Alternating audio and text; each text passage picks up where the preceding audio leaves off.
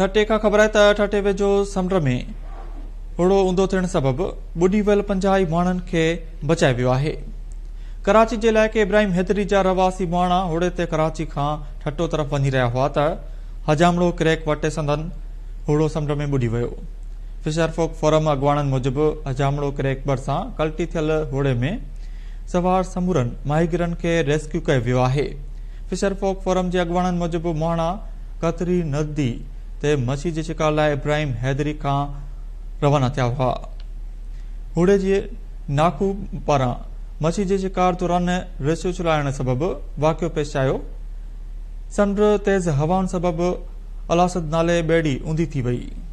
कराची जे इब्राहिम हैदरी भरिसां तालुक रखंदड़ माण्हुनि जी ॿेड़ी हजामड़ो क्रैक वटे समुंड में ॿुॾी वई। ॿेड़ी में सवार 50 माण्हुनि खे बचाए वियो। रेस्क्यू अमलदारनि जो चवणु आहे त वधीक माण्हू हुअण सबबि ॿेड़ी ऊंधी थी।